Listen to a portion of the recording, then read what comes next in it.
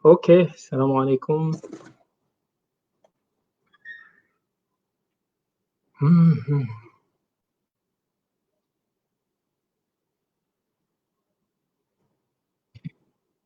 Okey, macam mana suara semua so far? So far suara, gambar okey? Alhamdulillah. Assalamualaikum.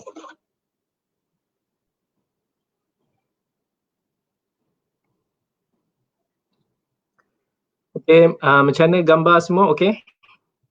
Suara jelas? Alhamdulillah.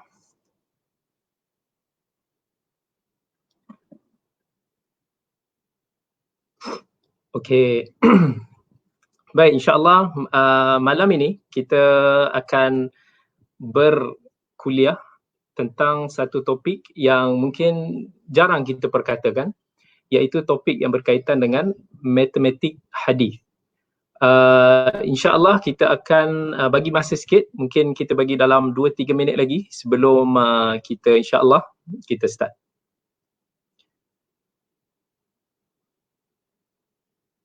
Okey. So apa khabar semua, sihat? Moga-moga sihat di malam minggu, hari Ahad, yang mana esok hari Isnin pun rasa macam hari Ahad juga. Saya pun terlupa juga kerana confuse hari ni hari Ahad, hari Sabtu ke hari Ahad ke hari Isnin ke. Alhamdulillah, kita doa supaya Allah sentiasa pelihara kita. Okey, insya-Allah. Oh, ada yang tanya dah makan ke? Waalaikumsalam warahmatullahi wabarakatuh. Okey, ada yang bertanya dah makan ke? Alhamdulillah, baru saja selepas makan. Makan malam pun kadang-kadang rasa macam makan tengah hari je.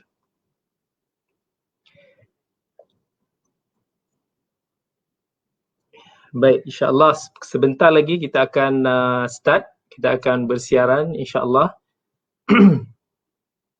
Ada yang tanya kenapa live hari ni? Kenapa ya? Saya pun tak tahu kenapa. Moga-moga insya-Allah bagi manfaat kepada kita semua. Okey, insya-Allah dalam seminit lagi kita akan bersiaran.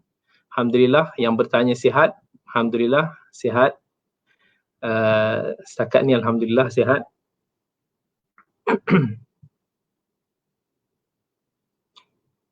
Okey. Okey, yang matan alfiah insya-Allah nanti bila keadaan sudah elok kita akan sambung lagi.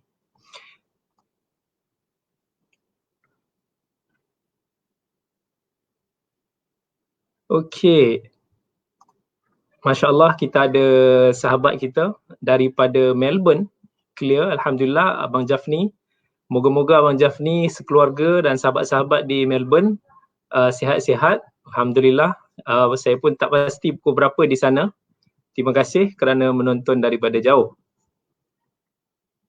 Kita ada orang Pasir Mas, Patani pun ada. Masya-Allah, kita ada orang Kepala Batas. Masya-Allah, ahlan wa sahlan. Gua Musang pun ada. Masya-Allah, kita ramai orang-orang Kelantan. Ahlan wa sahlan wa marhaban bikum. Saya pun lama dulu di Kelantan. Oh, sekarang ni ada yang kata 11 malam di Melbourne. Oh, Melbourne lebih depan lah daripada kita. Ahlan wa sahlan. Baik, insya-Allah pada hari ini kita akan berbicara tentang satu topik yang sangat penting. Mungkin topik ini masih ramai lagi yang tak pernah dengar sebelum ini, iaitu berkaitan dengan, saya panggil dia sebagai matematik hadis. Sebab hari ini kita nak membicarakan tentang hadis-hadis yang menyebut tentang ganjaran beramal dengan ganjaran yang kita boleh congak, sama ada disebut 10, dia sebut 20, dia sebut 30 ke. Jadi itulah yang insya-Allah kita akan bincangkan bersama pada hari ini.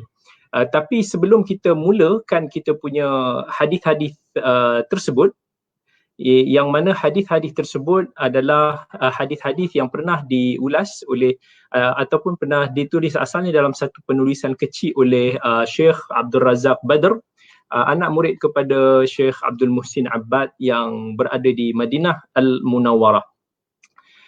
Tapi sebelum kita mulakan perkongsian kita pada hari ini, suka untuk saya mulakan dulu dengan beberapa mukaddimah ataupun pendahuluan yang akan menjelaskan tentang apa yang kita nak bincangkan pada hari ini. Iaitu yang pertama sekali, kerana mungkin ada pertanyaan-pertanyaan daripada sahabat-sahabat kita yang bertanyakan tentang adakah mengharapkan ganjaran pahala tertentu boleh merosakkan ikhlas. Sebab ada yang kata bila saya sebut dalam poster tu jom kira pahala, ada yang mengatakan dia berpandangan bahawa kalau kita kira pahala itu maksudnya kita dah tak ikhlas.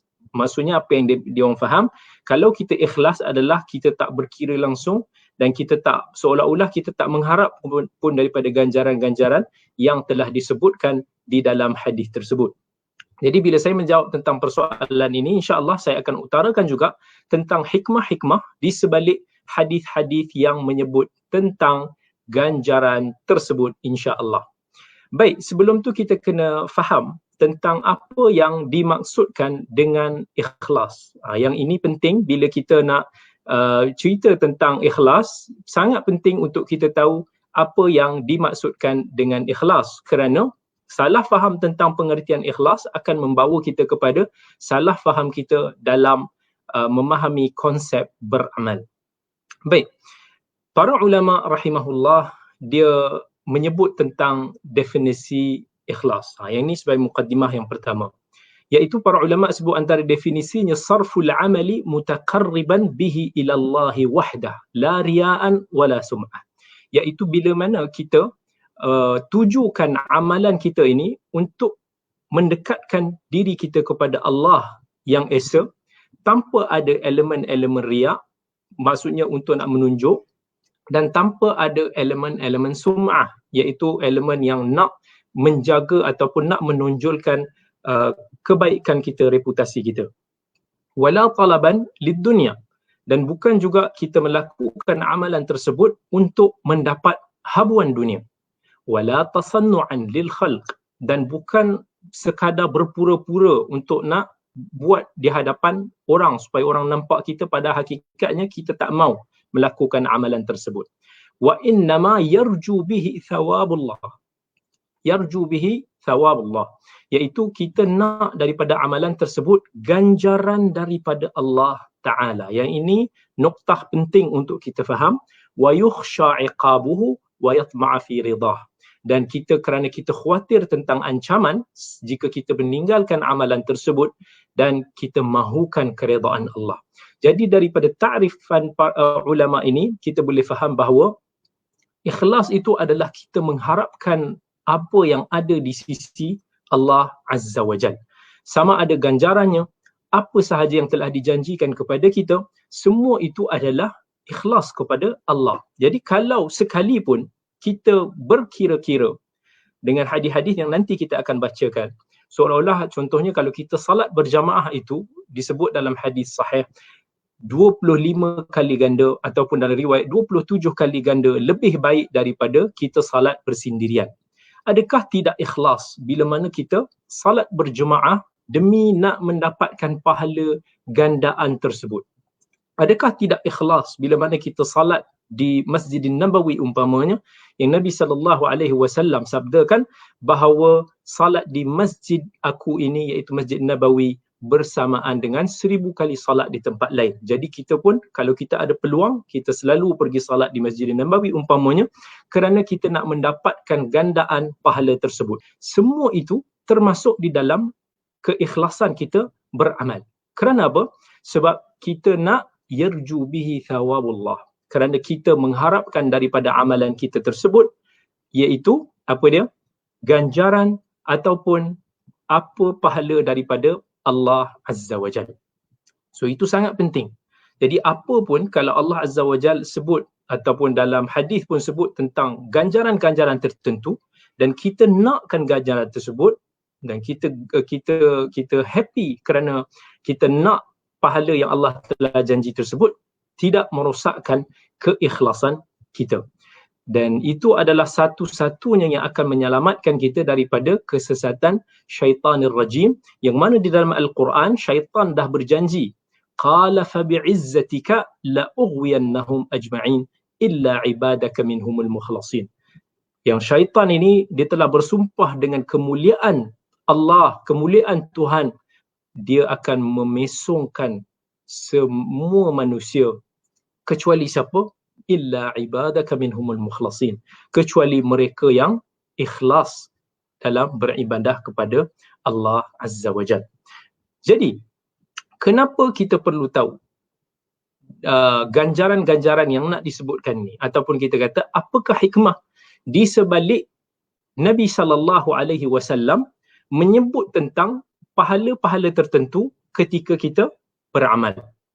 Yang pertama sekali adalah kerana nak hadis-hadis ini nak menggalakkan supaya kita beribadah dengan lebih kuat. Hadis ini nak menggalakkan supaya kita tahu bahawa di sana ada reward, ada ganjaran yang telah disediakan supaya manusia boleh kejar. Sebab manusia ini sifatnya dia nakkan ganjaran yang boleh dia tahu, yang boleh dilihat di depan mata. Jadi dalam hadis, dalam Al-Quran, tak semua ganjaran yang disebut. Ada ganjaran yang kita tak boleh nak bayangkan, ganjaran-ganjaran di syurga. Ada ganjaran-ganjaran yang mungkin tak sampai dengan kemampuan akal kita manusia sekarang. Tetapi di sana ada banyak juga hadis-hadis yang menyebut pahala-pahala tertentu yang boleh kita dapat kalau kita melakukan satu amalan. Dan kalau kita tengok dari sudut sains sekalipun, yang ini satu sudut sains, masa saya pernah berbincang dengan seorang pakar neuroscience Malaysia kita, yang mana dia berkongsi tentang faedah manusia ni. Dia ada dalam otak manusia ni salah satu daripada neurotransmitter dalam diri kita yang dipanggil sebagai dopamin. Yang mana dopamin ni dia merupakan salah satu daripada brain chemical, iaitu bahan kimia dalam otak kita selain daripada serotonin, endorfin, oksitosin. Ini semua adalah bahan kimia otak yang masing-masing ada dia punya fungsi-fungsi yang tertentu. Dan dopamin ini dia terletak dekat bahagian depan otak kita. Dan dia merupakan sebenarnya satu neurotransmitter untuk reward system, sebab manusia punya otak ni diciptakan dengan reward. Iaitu manusia ni, design otak dia, Allah ciptakan kita ni sentiasa mengharapkan kepada ganjaran. Setiap apa yang kita buat, kalau tak nampak ataupun kita tak tahu reward dia, ganjaran dia, kita kurang ataupun kita tak ada motivasi. Sebagai contoh, kalau dalam urusan dunia pun, orang yang misalnya sambung belajar, kan ada yang nak sambung belajar ke tahap PhD. Kalau tak kerana ada sesuatu di sebalik tu, manusia ni susah nak sambung lagi pengajian dia. Sebab tu kebanyakan orang yang menyambung sampai ke peringkat PhD ni, kebanyakannya adalah pensyarah. Sebab dia rasakan itu, dia punya reward dia adalah dari sudut kerjaya mereka sebagai pensyarah. Tetapi kalau orang tu, dia tak berkerjaya sebagai pensyarah dalam dunia kerjaya yang tak memerlukan PhD, sebagai contoh di industri, yang itu akan tengok kenapa dia nak sambung. Dia rasa motivasi dia di mana. Begitu juga dalam amal saleh. Kalau kita tahu ganjaran-ganjaran ni, reward-reward di sebalik amal ini, maka otak kita tu automatically dia akan merembeskan brain chemical dopamin ini sebagai salah satu daripada fungsi otak kita, macam mana otak kita ni akan proses apa yang kita nak buat. Sebab mesti dopamin ni dia mesti ada ganjaran yang akan membuatkan kita ketagih. Otak manusia pula dia mudah ketagih pada sesuatu yang zahir dan cepat kesannya. Sebab tu kalau kita tengok macam dadah, Kita tengok macam rokok umpamanya. Ini semua yang buatkan manusia ni dia selalu ketagih nak lagi. Dan bila dapat je natijah ni, bila capai sahaja result ni, dopamin ni dia akan jatuh. Sebab dia dah dapat dan kemudian dia punya function dia nak lagi dan dia nak lagi. Dan dopamin ni kalau dia rendah dan jatuh daripada tahap yang tak sepatutnya, maka dia boleh bagi kesan negatif kepada kesihatan kita. Dia boleh, setahu saya, dia boleh menyebabkan implikasi Parkinson, dia boleh menyebabkan halusinasi dalam masalah depresi. Dan dopamin ini fungsi dia adalah dia akan trigger bila dia dapat reward yang tak disangka-sangka. Sebab tu kalau kita lihat pada hadis-hadis Nabi, kita tengok macam dalam Al-Quran, Allah sebut wa may yattaqillaha yaj'al lahu makhraja wa yarzuqhu min haitsu la yahtasib. Iaitu siapa yang bertakwa kepada Allah, Allah pasti akan beri jalan keluar bagi dia, dan kemudian Allah akan kurniakan kepada dia rezeki yang tak disangka-sangka. Dalam hadis pun sebut, siapa yang melazimi istighfar, dalam hadis riwayat Abi Daud, maka antaranya Allah kata Allah akan beri dia rezeki yang tak disangka-sangka.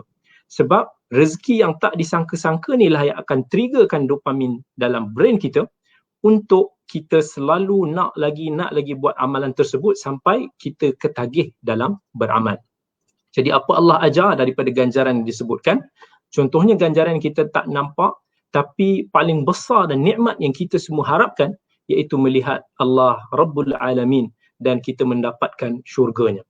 Dan sebab selagi kita yakin dan beriman, walaupun kita tak nampak dan kita belum lagi nampaklah ganjaran tersebut, kita akan kejar, kita akan buat macam kita dah ketagih. Malangnya, kita sekarang ni kejar dan ketagih dengan ganjaran dunia yang kita nampak sahaja. Sebab tu Nabi SAW sebut dalam hadis, kalau manusia ini diberikan 2 gunung emas pun, dia mesti nak lagi. Sebab tu manusia ni bila dia dah dapat harta kekayaan, dia tak akan berasa cukup. Dia nak lagi. Kalau dia kata kalau dia dapat 1 juta, insya-Allah dia akan beramal. Dia lepas dapat 1 juta, dia masih rasa tak cukup. Dia mesti akan niat lagi, kalau aku dapat 10 juta, aku baru boleh buat. Benda keduniaan ni sentiasa dia nak dan dia akan rasa tak cukup.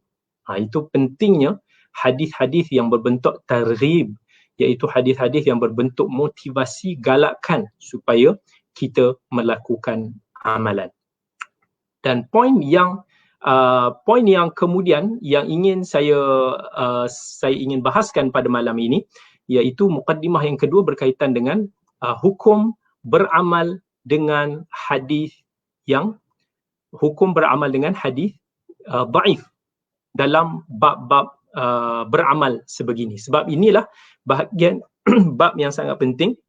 Berlaku banyaknya pengamalan ataupun hadis-hadis dhaif di dalam bab at-targhib wa tarhib, iaitu dalam bab kita nak beramal. Yang pasti jangan sesekali kita berhujah ataupun beramal dengan hadis-hadis yang sangat-sangat lemah, begitu juga dengan hadis yang palsu.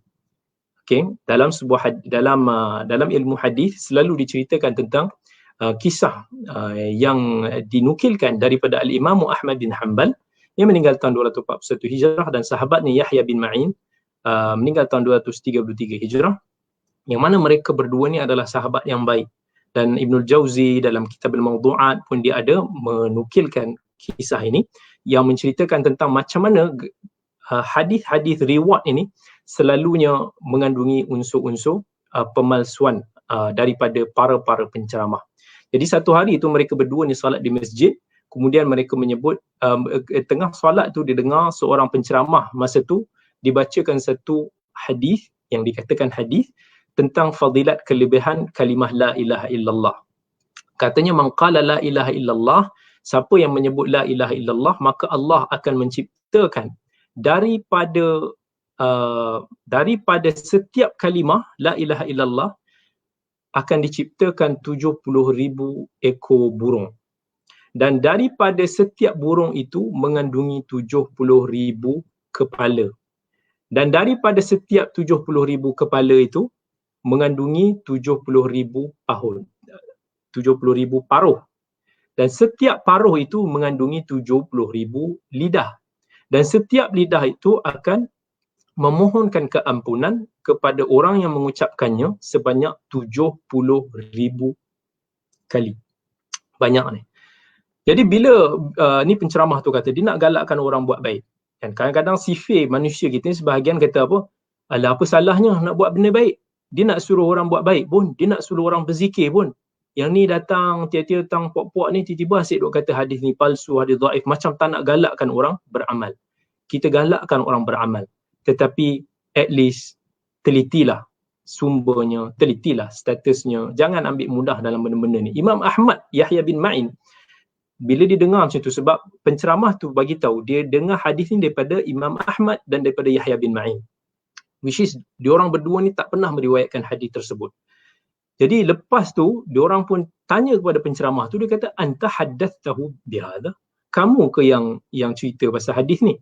Wallahi ma sami'tu bihadha illa sa'ah. Yahya bin Ma'in bagi tahu, demi Allah aku tak pernah dengar tentang hadis ini melainkan sekarang. Ana Yahya bin Ma'in wa hadha Ahmad bin Hanbal ma sami'na bihadha qattun fi hadis Rasulullah sallallahu alaihi wasallam. Fa in kana la budda wal kadhib fa ala ghairina. Dia kata ini aku Yahya bin Ma'in dan ini sahabat aku Imam Ahmad. Dan kami, dia kata, tak pernah mendengar hadis ini pun sebelum ini. Maksudnya daripada apa yang kami belajar selama ini tak pernah dengar. Kalau kau nak berdusta pun, janganlah pakai nama aku. Itu dia kata. Jadi penceramah ni, kebiasaannya dia orang, penceramah-penceramah pembawa hadis palsu ni, dia bukannya ada sifat nak menerima teguran ataupun tawaduk. Apa yang mereka ni balas, biasanya mesti akan ada ego. Jadi dia kata balik, kaifa, dia tanya balik, anta Yahya bin Ma'in? Kamu ini Yahya bin Ma'in? Yahya bin Ma'in pun jawab, na'am. Betul. Dia pun balas balik, lam azal asma anna Yahya bin Ma'in ahmaq, ma tahaqqaqtuhu illa sa'ah. Dia kata aku sebelum ni pernah dengar Yahya bin Ma'in ni seorang yang stupid. Sekarang baru aku confirm dan yakin memang dia adalah stupid. Yahya bin Ma'in terkejut. Apa pasal aku pula yang dia kata stupid? Kaifa alimta anni ahmaq? Kata dia. Jadi penceramah tu balas balik, ka'anna laysa fid dunya Yahya bin Ma'in wa Ahmad bin Hanbal ghairakuma. Kamu ingat kat dunia ni tak ada orang lain ke yang nama ni Yahya bin Ma'in dan Ahmad bin Hanbal? Qad katabtu an 17 Ahmad bin Hanbal wa Yahya bin Ma'in. Aku ni dah berjumpa dan belajar daripada 17 orang Yahya bin Ma'in dan Ahmad bin Hanbal. Jadi dia cuba nak menipu, bila ditegur tak mau dengar lagi. Macam itulah sikap-sikap Panglipularo yang suka berdusta kepada hadis Nabi, dia tak boleh ditegur. Walaupun depan mata mempunyai badan yang didustakan tu tegur, tetap tak nak dengar. Jadi Muhammad pun tepuk muka dia, kata dah biarlah, biar dia pergi. Dan kalau kita nak tengok, ini salah satu daripada antara ciri-ciri, tak semesti semua, tapi antara ciri-ciri hadis palsu yang boleh dilihat bila mana satu amalan yang hakir, yang kecil, tetapi dia mengandungi ganjaran yang terlampau over. Walaupun ia tidak mustahil bagi kudrat dan kekuasaan Allah Azza wa Jalla untuk nak mengurniakan ganjaran tersebut, tapi para ulama menyebut ini salah satu daripada macam mana kita nak kesan hadis tu. Kita boleh syak ataupun kita suspek. Contohnya, bayangkan kalau hadis tadi dibagi tahu setiap kalimah la ilaha illallah ada 4. La ilaha illa Allah. 4 kalimah. Setiap daripada kalimah tersebut dikurniakan, akan diciptakan 70,000 ekor burung daripada 4 kalimah tersebut. Cuba berapa puluh ribu kali 4?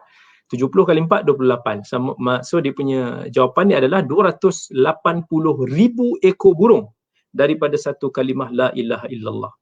Dan kalau kata 280,000 ekor burung kali dengan 70,000 kepala. Setiap burung tu ada 70,000 kepala. Kalilah. 280,000 kali dengan 70,000 sama dengan, kalau tak salah kiraan, 19 bilion 600 juta. Belum kali lagi dengan paruh, belum kali dengan 70,000 lidah, belum kira lagi. Itu nak kata terlampau terlampau over. Dan dari segi sanad pun ada masalah lah, sebab tu dihukumkan sebagai palsu. Dan kisah ini walaupun ada kritikan, Al-Imam Az-Zahabi rahimahullah dia mengkritik keaslian kisah ini, tapi ni antara kisah yang disebutkan dalam ilmu hadis dalam nak menceritakan tentang peranan Panglipu Lara ini dalam membawakan hadis-hadis palsu. Jadi nuktah yang ketiga untuk kita nak bicarakan, yang kedua lagi, iaitu kita nak cerita tentang hadis dhaif ni sebelum kita masuk pada perbahasan sejauh mana kita boleh beramal dengan hadis dhaif. Sebab ada yang menganggap hadis yang sangat lemah ataupun dhaif jiddan ini juga boleh diamalkan. Jadi adakah sama dengan dhaif yang biasa? Okey. Dari sudut hadis dhaif jiddan, tak boleh beramal dan berhujah dengan hadis yang sangat-sangat lemah ataupun sangat-sangat rapuh. Dan hadis yang sangat lemah tak boleh diperkuatkan. Itu asas prinsip dalam disiplin ilmu hadis. Dan saya mengakui adanya perbezaan pendapat tentang hukum beramal dengan hadis dhaif yang biasa, yang bukan terlampau lemah sangat. Dan ini merupakan khilaf yang muktabar sejak dulu sampai sekarang. Cuma ada beberapa isu yang perlu kita faham. First, macam mana orang awam nak membezakan hadis tersebut sebagai dhaif biasa ataupun sangat dhaif. Yang kedua, siapa yang boleh ataupun layak digunakan penilaiannya terhadap hadis. Yang ketiga, adakah kita tahu piawaian dalam menilai suatu hadis itu sama ada lemah ataupun sangat lemah? Apa kriteria dia? Apakah jenis dhaif yang dimaksudkan oleh para ulama dulu yang boleh diperkuat ataupun diamalkan? Jadi kita sedar sebahagian daripada syarat-syarat yang dirangka oleh para ulama dalam nak mengharuskan amalan dengan hadis lemah biasa, antara yang disebut hadis tersebut tak boleh terlalu lemah. Tapi siapa yang boleh bezakan? Siapa yang boleh bezakan melainkan daripada pakar bila rijal, takhrij, ilal. Orang awam barangkali dia akan mengambil pandangan pendapat para ulama ataupun ustaz tertentu dalam bab ini. Tetapi bila berlakunya perselisihan, sebagian ustaz kata ini tak dhaif sangat, ini sebagai ustaz kata tak palsu pula, dia akan menyebabkan kekeliruan kepada masyarakat awam. Maka akan berlakulah silap faham, kerana ada juga ustaz-ustaz yang ataupun kita kata bukan pakar dalam bidang ini, ataupun sometimes dia keliru dan salah faham. Sebagai satu contoh, kalau saya beritahu, ada satu riwayat dalam kitab, dalam salah satu daripada kitab, saya tak mau sebut kitab, nama kitab dia, di mana Al-Hafidh Al-Iraqi dia sebut dia hadis tersebut sebagai dhaif. Jadi ramai orang kalau dia tak faham tentang istilah dhaif ini, dia akan menyangka bahawa dhaif yang dimaksudkan Iraqi itu adalah dhaif biasa. Tapi kalau kita teliti uslub takhrij beliau dan kita cek balik yang lain, kita akan dapati dhaif yang dimaksudkan oleh Hafidh Al-Iraqi itu maksudnya sangat-sangat lemah. Sebab sebahagian ulama yang tidak begitu membezakan antara perbezaan antara lafaz-lafaz penilaian tersebut. So, macam mana kita nak tahu? Kita kena rujuk, kita kena buat takhrij, kita kena kaji. Yang ketiga, dan syarat yang ketiga disebut para ulama dalam nak mengamalkan hadis dhaif, tak boleh ada i'tiqad hadis tersebut sabit daripada Nabi SAW. Pengamalannya adalah lebih kepada ihtiyat ataupun berhati-hati, iaitu kita hanya mengharap pahala tetapi kita tak sandarkan benda tersebut secara pasti daripada Nabi SAW. Dalam Quran Allah sebut inna-dhanna la yughni minal haqqi syai'a. Sesungguhnya sangka-sangkaan ini tidak memberikan apa-apa pun kebenaran. Dhann marjuh ni tak kuatlah dalam konteks ini. Syarat yang keempat iaitu hadis dhaif yang diriwayatkan mestilah di bawah bab fadailul a'mal, dan orang yang tak setuju dalam bab ini dia akan langgar sampai masuk ke hukum, masuk kepada akidah semua. Dia kata boleh beramal hadis dhaif, ulama kata boleh beramal. Dia tak tahu syarat penting iaitu hanya dalam bab fadailul a'mal. Dan syarat ini juga telah membuatkan ramai orang awam yang bukan pakar juga keliru sampai membuatkan mereka melangkau ke bab halal haram, bab pengamalan dalam agama yang bercanggah dengan syarak. Ini yang masalah dia. Tapi saya tak maksud untuk nak menceritakan bab ini secara panjang lebar. Ini hanya sebagai mukaddimah, kerana dalam bab inilah yang berlakunya banyak hadis-hadis dhaif. Baik. Okey, itu apa yang kita nak mention sebagai muqaddimah yang kedua. Muqaddimah yang ketiga. Kita belum mula lagi yang ini, itu muqaddimah yang kedua, iaitu apa beza antara marwiyat ataupun meriwayat dan beramal dengan hadis dhaif. Kenapa para ulama dulu meriwayatkan hadis dhaif? Dan apa beza dengan beramal? Meriwayatkan hadis maksudnya kita ambil hadis, kita sampaikan hadis, kita rekodkan hadis dalam kitab tertentu, tapi tak bererti si perawi tersebut mengambil hadis tersebut sebagai hujah untuk diamal. Sebab setiap daripada kitab para ulama itu dia ada objektifnya, dia ada manhaj-manhaj yang tertentu. Sebagai contoh, kalau saya sebut Imam Ibn Adi Al-Jurjani yang meninggal tahun 365 Hijrah, bila diriwayatkan sanad dan hadis tersebut daripada sesuatu perawi dalam kitab Al-Kamil, dia tidak bermaksud bahawa hadis tersebut dijadikan hujah untuk beramal, sebab dia masukkan perawi itu dan hadis itu dalam buku dia untuk dikritik, untuk diberitahu kepada orang ramai bahawa hadis tersebut ada masalah. Dan masalahnya adalah bila musibah, bila manusia ni terlampau mengambil mudah. Sebab masyarakat secara umumnya, termasuk para penuntut ilmu pun sendiri, tak dapat membezakan antara hadis yang biasa, lemah biasa ataupun hadis yang lemah sangat-sangat ni. Dan kebiasaan hadis-hadis yang sangat-sangat lemah ni, kita akan mendapati dia banyak unsur-unsur pelik yang menyalahi nas-nas yang sahih dan prinsip syarak. Dan lebih malang bila ramai orang pula melangkau ke bab hadis palsu kerana tak tahu nak membezakan perkara tersebut. Dan itu juga, dan mengamalkan bermudah-mudah juga akan membuatkan jiwa kita semakin cenderung meninggalkan warisan hadis-hadis sahih yang banyak kerana terlalu membela ataupun menyibukkan diri kita dengan hadis yang dhaif. Baik, insya-Allah sekarang ni setelah muqaddimah, kita akan masuk kepada kandungan ataupun konten hadis kita pada hari ini, insya-Allah, iaitu berkaitan dengan matematik hadis. Jom kira pahala. Okey, itu antara tajuk yang kita nak bicarakan pada hari ini. Baik. Jadi insya-Allah hadis yang pertama, dan bersedia untuk kita kira, dia ada hadis yang mudah dan dia ada hadis yang lebih sukar. Tapi yang pertama ini kita sebutkan dulu beberapa ayat Al-Quran. Dalam surah Al-Baqarah ayat 261, Allah Azza wa Jalla sebut, "Mathalul ladzina yunfiquna amwalahum fi sabilillah kamathali habbatin anbatat sab'a sanabil fi kulli sumbulatin mi'atu habbah wallahu yudha'ifu liman yasha." Yang mana Allah sebut bandingan derma orang yang bersedekah, bandingan sedekah, sumbangan, derma orang-orang yang membelanjakan hartanya pada jalan Allah, umpama sebiji benih yang tumbuh daripada sebiji benih, tumbuh menumbuhkan 7 tangkai. Maksudnya ada 7 tangkai keluar daripada sebiji benih. Dan tiap-tiap tangkai itu pula mengandungi 100 biji. Dan ingatlah Allah melipat gandakan pahala bagi sesiapa yang dikehendakinya. Jadi, satu derma yang kita belanjakan fi sabilillah ada berapa benih? Okay. Siapa boleh kira? Okay, kita tengok komen-komen. Bandingan, maksudnya kita tahu satu biji menumbuhkan berapa tangkai? 7 tangkai. Dan setiap daripada tangkai itu ada 100 benih. Jadi, berapakah kandungan benih?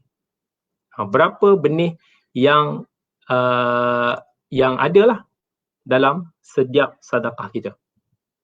Berapa jawapannya? Daripada 170, ada yang jawab 700. Jawapan dia adalah, kalau saya salah, betul kan? 700. Iaitu siapa yang jawab 700 antaranya, ini betul lah, 700 jawapan bagi hadis yang pertama ini, kerana satu biji kali dengan 7 tangkai sama dengan berapa? Sama dengan 70 kan? Kali dengan 100, ya ke? Saya pun dah confuse lah. 1 kali 7. Okay, sama dengan 7. 7 kali 100 sama dengan 700. Betul. Jadi siapa yang menjawab 100 tadi tu, betul lah jawapan dia. Barakallahu fiik. Baik. Kita pergi, ni soalan yang pertama ni mudah lagi. Alhamdulillah. Jadi kita nak pergi kepada soalan yang kedua. Dalam Al-Quran Allah sebut, ni pun sangat-sangat mudah. Walaqad arsalna Nuhan ila qaumihi falabitha fihim alfasanatin illa 50 'amma. Dalam surah Ankabut ayat 14 Allah kata sesungguhnya kami telah mengutuskan Nabi Nuh kepada kaumnya, lalu dia tinggal dengan kaum dia berdakwah selama 1000 tahun kecuali 50 tahun. Jadi berapakah umur ataupun usia Nabi Nuh alaihi assalam? Okey. Okey, berapa umur? 950. Okey, kita ada jawapan 950. Betul. Al-Quran sebut 1000 tahun kecuali 50, maksudnya 1000 tahun tolak dengan 50 sama dengan 950. Betul jawapan daripada ramai, masya-Allah. Baik. Next one. Okay, next one adalah kita mula-mula ni senang. Sebelum kita pergi pada yang lebih susah, kita bagi dulu latihan daripada Quran dulu. Sekejap lagi kita pergi pada hadis Nabi SAW. Yang ketiga, dalam Al-Quran Allah sebut وَوَصَّيْنَا الْإِنسَانَ dalam suratul Ahqaf ayat 15. وَوَصَّيْنَا الْإِنسَانَ بِوَالِدَيْهِ إِحْسَانًا حَمَلَتْهُ أُمُّهُ كُرْهًا وَوَضَعَتْهُ كُرْهًا وَحَمْلُهُ وَفِصَالُهُ 30 شهرا. Allah kata, dan kami wajibkan kepada manusia berbuat baik pada kedua ibu bapanya, ibunya yang telah mengandungkan dengan menanggung susah payah dan telah melahirkan dengan menanggung susah payah anak itu, dan dia ibu mengandung dengan sampai ke tempoh bercerai susu ialah dalam masa 30 bulan. Okey, cuba faham. Maksudnya Allah sebut dalam Quran ni, ibu dia daripada tempoh si ibu mengandung sampai kepada tempoh berpisah susu, iaitu selama 30 bulan. 30 bulan bersamaan dengan berapa tahun? Okay, kita kira dulu. 30 bulan bersamaan dengan berapa tahun? 12. Okey, dah dapat dah. 2 tahun setengah. Yang ini saya semua boleh. Selagi tak masuk algebra, selagi tak masuk entah apa-apa sifir matematik tu, insya-Allah boleh. Okey, 2 tahun setengah. Itu surah Al-Ahqaf. Dalam surah Al-Baqarah Allah kata, wal walidatu yurdi'na auladahunna haulaini kamilain. Dan ibu-ibu ni tempoh hendaklah dia menyusukan anak-anak mereka selama tempoh 2 tahun. Jadi kalau 2 tahun tempoh menyusu anak yang Allah sebut dalam Al-Quran, berapa balance yang tadi kita sebut daripada 2 tahun setengah? Balance dia adalah 6 bulan. Yang mana ayat yang pertama Al-Ahqaf tadi Allah kata tempoh mengandung, hamil sampai tempoh berpisah susu 2 tahun. Maksudnya 2 tahun dah tolak dengan tempoh menyusu dan tinggal lagi 6 bulan. Jadi 6 bulan ini adalah tempoh yang paling singkat seorang ibu mengandungkan anak dia.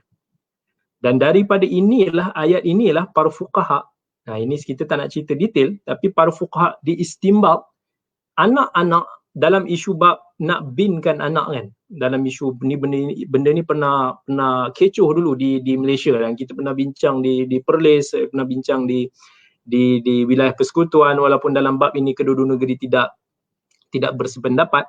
Tapi dari situlah para ulama dia menyimpulkan bahawa anak yang di bawah 6 bulan, itu isunya. Sebab tu kenapa anak itu di bawah 6 bulan, ada 6 bulan ataupun atas 6 bulan boleh bin ke tak boleh bin ke. Kenapa? Daripada mana datang 6 bulan? Daripada ayat inilah, 2 ayat ini yang Allah Azza wa Jal disimpulkan bahawa ibu ni tempoh minimum dia boleh melahirkan anak itu adalah 6 bulan. So saya pun ada saudara dalam salah satu family saya yang anak dia terkeluar ataupun salah istilah tu terkeluar tu kan, tapi dia dilahirkan lebih sikit daripada tempoh 6 bulan dan anak dia kena masuk dalam incubator. Jadi tapi dia of course dia ada risiko-risiko dia lah. Okey. Semua ni adalah soalan yang mudah lagi. Baik, insya-Allah kita masuk kepada soalan yang sederhana. Siapa terror kira tanpa pakai kalkulator? Oh, itu dahsyat. Okey, cumanya hari ni kita tak ada hadiah lah kita nak bagi. Baik. Dalam surah Al-Qadr, okay, kita insya-Allah tak lama lagi doa kepada Allah Azza wa Jalla yang kita akan sampai kepada malam ini, iaitu malam Lailatul Qadar. InsyaAllah doakan supaya Allah sampaikan kita kepada Lailatul Qadar dan kita boleh beramal menggunakan malam ini insyaAllah dengan doa, zikir dan salat. Allah sebut Lailatul Qadri khairun min alfi syahr. Lail dan malam Lailatul Qadar itu lebih baik daripada 1000 bulan. 1000 bulan. Okay, nice. Semua faham? Satu malam Lailatul Qadar, kalau kita ada, Masya Allah, ada yang cuba nak jawab awal, dia terus jawab 83 tahun. Kita ada Abu Ammar Adib. Soalan belum sampai lagi, tapi dia cuba menjawab. Jadi, kita akan cuba untuk tidak memberi soalan tersebutlah. Malam Lailatul Qadar. Satu malam menyamai berapa tahun? Tadi dah dijawab, iaitu lebih kurang 83.3 tahun lah. Kan, 1000 bulan bagi dengan 12 sama dengan 83 point. Ada yang cakap 4 bulan. Itu tak tahu kiraan mana, tapi lebih kurang lah 83 ekstra sikit. Saya rasa 83 tahun 3 bulan. Ada yang menjawab betul juga 83 tahun 3 bulan. Okey. Jadi itu tak apa, senang. Sekarang ni satu malam Lailatul Qadar bersamaan dengan berapa hari? Tadi kalau kita kira tahun 83.3 tahun. Tapi kalau kira satu malam kita beribadah pada Allah dan insya-Allah kalau Allah terima, satu malam Lailatul Qadar bersamaan dengan berapa hari? Iaitu berapa hari? 83.3 tahun. Okey. Kita menanti jawapan. Ada berapa hari? Jawapannya siapa yang boleh kira? 30. Okey, saudara Abu Ammar, dia laju betul ni. Ni mesti engineer ni. Dia menjawab 30,416 hari. Dan ada juga yang menyebut 30 hari average. Good answer, dia main average. Itu yang kita nak. Ada yang 360,000. Ini kiraan yang sangat banyak. Dan yang jawapan paling play safe adalah beribu-ribu hari. Okey, sekarang ni jawapan dia adalah 30,000 hari. Siapa yang menjawab 30,000 hari, insya-Allah betul lah. Jangan kalau tersalah kira tu. Tapi saya pun bukan yang pandai matematik sangat kan. Tapi boleh kata kalau 10,000 bulan kali 30 hari per setiap bulan bersamaan dengan 30,000. Jadi satu malam kita beribadah kepada Allah di malam Lailatul Qadar bersamaan dengan 30 hari kita beribadah. Masya Allah. Umur kita pun tak tahulah mencecah 30,000 hari ataupun tak. Dan umur kita ni nak cecah 83 tahun pun kita tak pasti lagi. Tapi insya-Allah kita doa kepada Allah, Allah kurniakan kita ilmu ataupun amalan usia yang diberkati. Walaupun mungkin usia kita hidup lama, tak lama, tapi insya-Allah digunakan di dalam ketaatan kepada Allah Azza wa Jalla. Okey, tadi kita dah pergi kepada soalan yang keempat. Soalan yang kelima. Okay, soalan yang kelima ni kita mudahkan balik.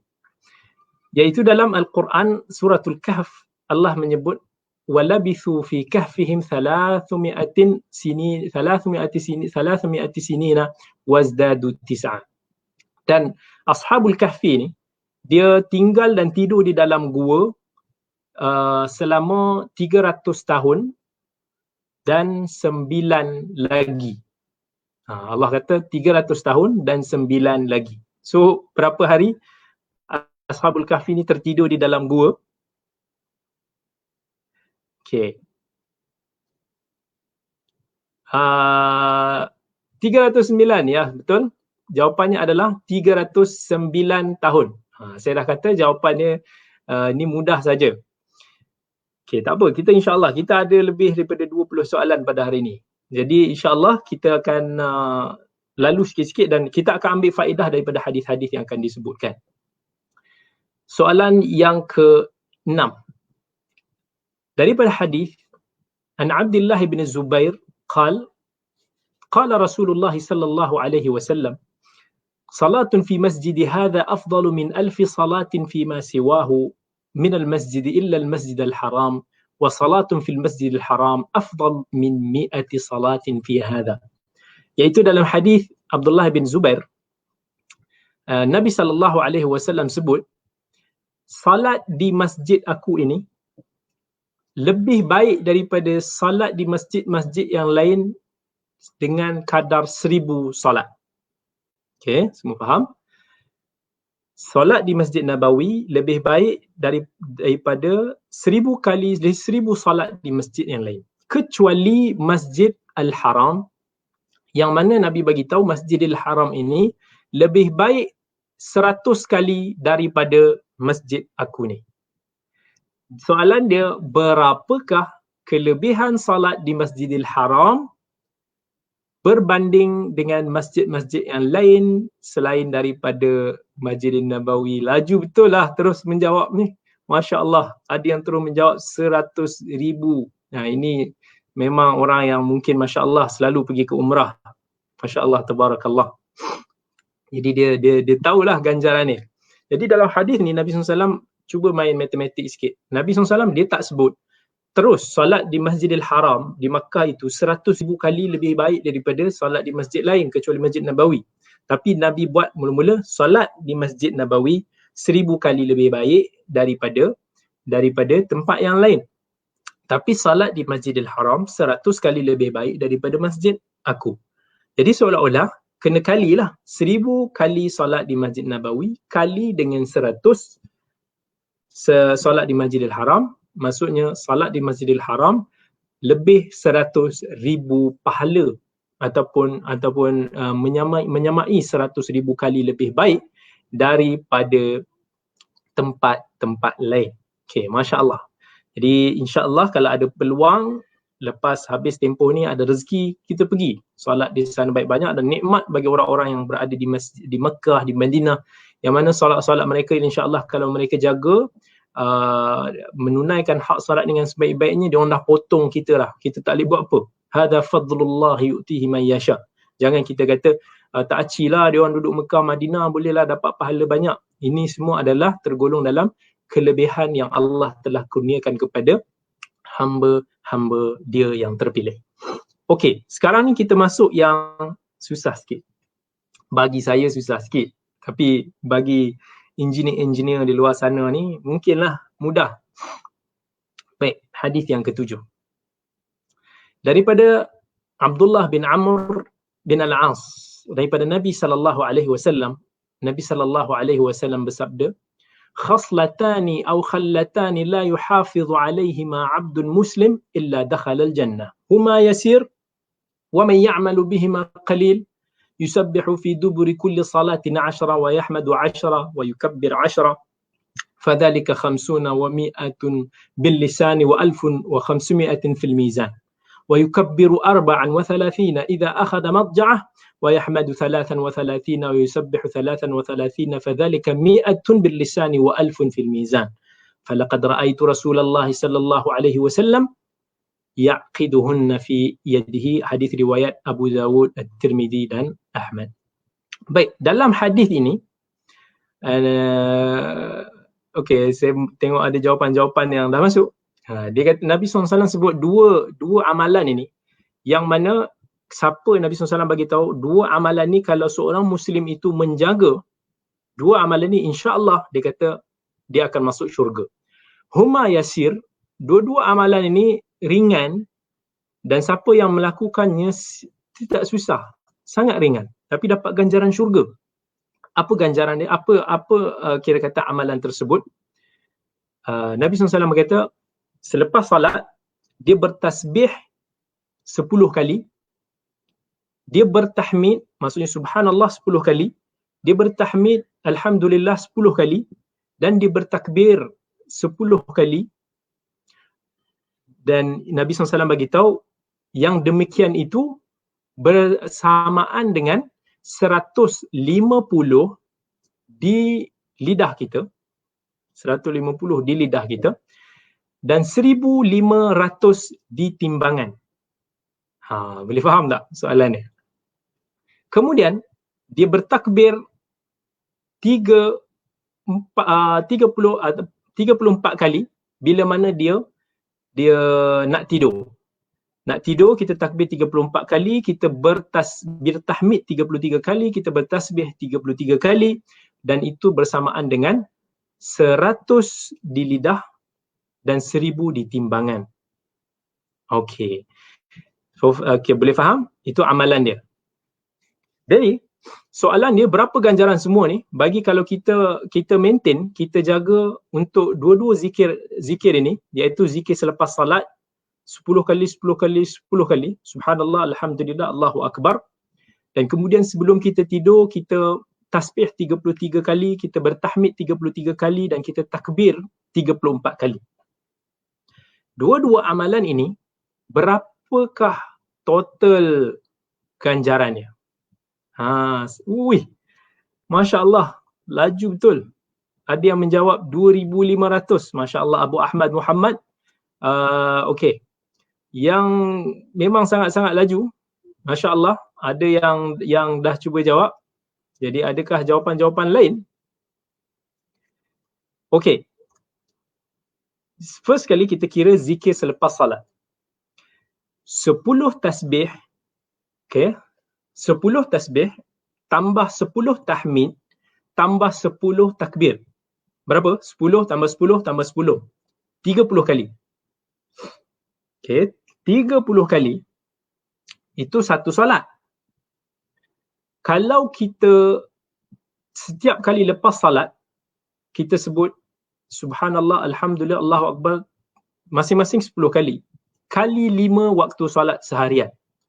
Sama dengan berapa zikir lah kita zikir? 150 kali. 150 total zikir kita kali dengan 10 gandaan satu amal soleh. Sebab Nabi SAW beritahu, satu hasanah, satu kebaikan, pahala digandakan dengan bi'ashri amthaliha, akan digandakan dengan 10 kali ganda. Jadi berapa 150 kali 10 kali ganda? Maksudnya kita akan dapat 1,500 pahala untuk zikir tersebut sehari kalau kita jaga 5 kali dalam ataupun 5 waktu solat dalam masa sehari. Okey, 1,500 pahala. Zikir sebelum tidur, Allahu Akbar 34 kali, alhamdulillah 33 kali, subhanallah 33 kali, semua total 100 kali. Sebab tu Nabi bagi tahu fadzalika mi'atun bil lisan. Sebab itulah di lisan kita 100. Tetapi di timbangan Nabi bagi tahu apa? 1,000. Sebab apa? 100 kali 10 gandaan pahala di timbangan sama dengan 1,000 pahala. Bersamaan kalau kita amalkan dua-dua zikir ini sebelum kita tidur dan juga masa kita 5 waktu kita salat sehari, maka kita akan mendapat insya-Allah 2,500 pahala. Itu apa yang Nabi SAW sebutkan di dalam hadis ini. Dan Nabi SAW sebut dalam riwayat At-Tirmidzi, dia dah jelaskan. Yang tadi tu riwayat Tirmidzi juga dalam riwayat Abu Daud. Dalam riwayat Tirmidzi ada sebut فَأَيُّكُمْ يَعْمَلُ فِي الْيَوْمِ وَاللَّيْلَةِ 2,500. Siapa yang buatkan maintain konsisten amalan ini penuh seharian, dia dapat 2,500 pahala. Masya Allah, tabarakallah. Itu apa yang Nabi SAW sabdakan di dalam hadis baginda. Okey, itu hadis nombor 7. Baik, sekarang kita pergi kepada hadis nombor 8, iaitu daripada hadis Aus bin Aus. Nabi SAW berdoa, bersabda, "Man ghassala wa ightasal wa ghada wa ibtakar fadana wa ansat wa lam yalghu kana lahu bi kulli khutwatin ka ajri sanatin siyamiha wa qiyamiha. Nabi SAW bagi tahu, siapa yang hari Jumaat dia mandi nice, comel, kemudian dia pergi ke masjid awal, kemudian dia masuk masjid, dia diam, dia dengar khutbah imam ni semua, dan dia tak buat benda-benda yang lagha, yang mengarut-ngarut, yang tak berkenaan. Nabi bagi tahu, kana lahu bi kulli khutwah, setiap daripada langkah dia pergi ke masjid tersebut, ka ajri sanatin siyamiha wa qiyamiha, sama dengan macam pahala berpuasa dan melakukan qiyamul lail selama setahun. Adalah hadis riwayat Ahmad dan merupakan hadis yang sahih. Soalan daripada hadis ini, sekiranya seseorang itu melakukan sunnah ini dan jarak rumah dia daripada rumah pergi ke masjid 500 meter, berapa ganjaran dia dapat sehari, masa hari Jumaat itu, dan berapa pula ganjaran dia dapat dalam tempoh 1 bulan. Okay, andaikan rumah dia dengan masjid setengah kilometer, 500 meter, dia berjalan kaki pergi. Okay, kita anggarkanlah senang kira, untuk dewasa lebih kurang 1 meter 2 kali langkah. 2 kali langkah insya-Allah orang dewasa kata dua langkah ni insya-Allah dalam 1 meter lah. Jadi kalau rumah dia 500 meter, 2 langkah untuk 1 meter kali 500 bersamaan dengan 1000 langkah. Jadi kalau 500 meter sama dengan 1000 langkah. Okey. 1000 langkah dia dapat pahala bersamaan dengan 1 tahun pahala puasa dan qiyam. Sekarang kali dengan, maksudnya 1 pahala puasa dan qiyam tu kali 1000 langkah bersamaan dengan 1000 tahun pahala puasa dan qiyam untuk 1 Jumaat. 1000 pahala kali 4 Jumaat 1 minggu sama dengan 4000 tahun pahala. Masya Allah, banyak tu. 4000 tahun pahala. InsyaAllah kalau kita dapat, dan tak ada yang mustahil sekiranya hadis tersebut sahih. Okey. Sebab tu yang ni saya beritahu dia pening sikit. Ada yang mudah, ada yang kita bagi yang susah sikit. So maksudnya dalam tempoh setahun, kalau kita duduk rumah lebih kurang setengah kilometer, kita boleh anggarkan dengan pahala yang Nabi SAW bagi tahu, dengan setiap langkah kita boleh dapat pahala 1 langkah, pahala 1 tahun puasa. Puasa sunat dan qiyam, kalau kali dengan 1000 langkah, 4000 lah. Masya Allah, 4000. Banyak. Tu 4000 kalau kata 4 kali Jumaat 1 minggu. Kita dah masuk minggu ke berapa? Kita tak ada Jumaat. Mungkin minggu ketiga. Masya Allah. Maksudnya kita dah kerugian. Beribu tahun. Pahala.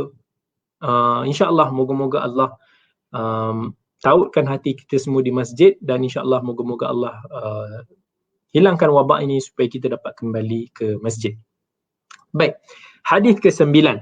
Okay, ini kita mudahkan sikit. Tadi semua dah kata tulis Ustaz, tulislah. Hari ni kita bagi dia mudah lagi insya-Allah. So dia akan jadi semua boleh kira lah. Dah 4 minggu tak ada Jumaat Masya-Allah, lama. Allahul musta'an. Okey, baik, siap. Kita buka lagi Insta. Insta ni dia boleh sejam je. Okey. Hadis yang ke-9, hadis Abu Hurairah. Nabi sallallahu alaihi wasallam sebut, man qala la ilaha illallah wahdahu la syarika lah, lahul mulk wa lahul hamd wa huwa ala kulli syai'in qadir fi yawmin 100 marrah kanat lahu 'adla 10 riqab wa kutiba lahu 100 hasanah wa muhiyat anhu 100 sayyi'ah wa kanat lahu hirzan min asy-syaitan yawmahu dhalika hatta yumsi ولم يأتي أحد بأفضل مما جاء إلا رجل عمل أكثر منه. Hadis riwayat Bukhari dan Muslim. Yang mana Nabi SAW sebut, siapa yang sebut la ilaha illallah, zikir dia la ilaha illallah wahdahu la syarika lah, lahul mulk wa lahul hamd wa huwa ala kulli syai'in qadir, satu hari 100 kali. Sama dia akan dapat pahala seolah-olah membebaskan 10 hamba. Dan dia akan dituliskan baginya 100 kebaikan. 100 pahala kebaikan. Dan akan diampunkan kesalahannya 100 kesalahan. Dan zikir tersebut akan menjadi pelindung bagi dia sampai kalau dia zikir siang, dia akan sampai ke petang, dia akan menjadi pelindung. Soalannya, ni ganjaran andai kata untuk tempoh satu hari. Satu hari ni kita berzikir la ilaha illallah wahdahu la syarikalah lahul mulku wa lahul hamdu wa ala kulli syai'in qadir sehari 100 kali. Berapa ganjaran untuk setahun bagi orang yang konsisten? Bagi orang yang konsisten, berapa ganjaran yang dia dapat? Maksudnya satu zikir sama dengan, setiap satu zikir 100 kali ni sama dengan kita bebaskan 10 hamba dan kita dapat 100 pahala dan dihapuskan 100 kesalahan. 10 hamba kali dengan setahun 360 hari. Jadi bersamaan dengan 3,600 hamba yang kita bebaskan. Pahala dia kita dapat. 100 kebaikan yang kita dapat kali dengan 360 hari setahun. Bersamaan kita dapat 36,000 hasanah pahala kebaikan kalau kita konsisten jaga hari-hari zikir ini. Jadi zikir-zikir hadis-hadis yang kita pelajari ini adalah untuk kita sama-sama amalkan dan sama-sama untuk insya-Allah menjadi amalan harian kita. Itu tujuan daripada kita belajar. Alright. Masya Allah ramai yang boleh jawab dengan baik. Abu Mu'ad 3,500 mana datang 500 ni Abu Mu'ad. Masya Allah. Okey, ada yang kira sampai 356,000. Ini agak banyak. Tapi ataupun bilangan hari saya yang tersalah. Okey. Dikira dianggap sebagai ke hari yang tu adalah hari hijrah kan? Beza setahun hijri dengan setahun Masihi. Okey, kita pergi kepada hadis nombor 10. Setahun ada 365 hari. Kalau hijrah ada berapa hari ya? Ke 360 hari. So dia ada beza kan kiraan hijrah dengan Masihi. Nanti kita semak balik. Tapi itulah dia punya formula dia. Hadis yang ke-10, hadis Ibnu Umar radhiyallahu anhu, dia kata aku mendengar Rasulullah SAW sebut, man tafa bil bait wa shalla rak'atain kana ka'idqi raqabah. Hadis riwayat Ibn Majah, Nabi SAW sebut, siapa yang melakukan tawaf di Kaabah dan kemudiannya dia melakukan salat sunat 2 rakaat, maka dia dapat pahala seperti membebaskan seorang hamba. Kalau itu berapa ganjaran pembebasan hamba bagi yang melakukan tawaf 21 pusingan. 21 pusingan, berapa pahala hamba membebaskan hamba yang dia dapat? Okey.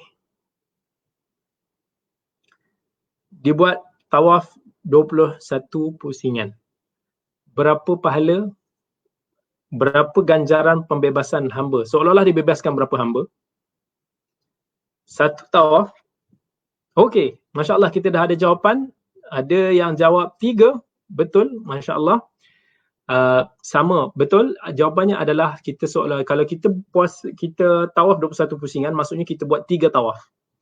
Jadi 3 tawaf, satu tawaf sama dengan membebaskan satu hamba. 3 pusingan, 3 tawaf, maksudnya 21 pusingan bersamaan dengan 3 hamba. Ini semua senang. Masya Allah. Yang ni semua boleh senyum. Tak payah garu kepala. Okey. Sekarang insya-Allah kita pergi kepada soalan yang ke-11. Ini pun mudah. Hadis Ibn Mas'ud, Nabi SAW sebut, yu'ta bi jahannama yawma idzin laha 70,000 zimamin ma'a kulli zimamin 70,000 malakin yajurrunaha. Hadis riwayat Muslim. Iaitu Nabi SAW sebut, hari kiamat nanti, di mahsyar kelak, di hari akhirat nanti, akan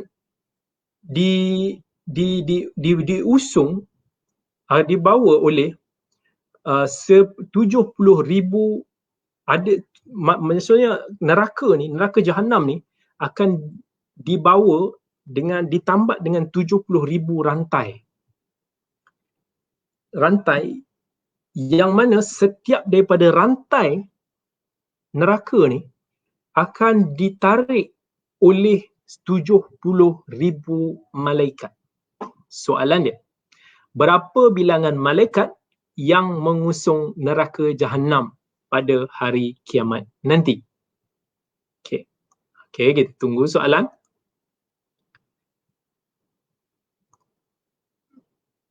Berapa bilangan malaikat yang akan mengusung neraka pada hari akhirat nanti? Ada siapa-siapa yang boleh memberikan jawapan? Oh, betul. Kita ada jawapan yang pantas daripada Khairul Hafizi Ramli yang menjawab 4,900,000,000. Betul? Jawapan dia, kalau kita tengok 70,000 rantai dan setiap rantai ada 70,000 malaikat. Maksudnya 70,000 rantai kali 70,000 malaikat, satu neraka jahanam akan ditarik, dibawa oleh 4,900,000,000 malaikat. Masya Allah. Boleh kita bayangkan betapa besar tak neraka? Diusung 4 bilion. Kalau sekarang ni manusia 7 bilion, 6 bilion, maksudnya lebih kurang 3/4 daripada populasi manusia yang ada di muka bumi ni sekarang ni. Sebanyak itulah yang akan mengusung satu neraka jahanam oleh para malaikat. Subhanallah. Saat lagi kita akan pergi kepada satu hadis yang lebih menarik untuk nak kita tahu tentang berapakah bilangan para malaikat. Alright. Okay. Kita ada hadis yang mana nak tahu berapa banyak bilangan para malaikat kan. Okay. Hadis nombor 12 iaitu hadis Sa'ad bin Abi Waqqas.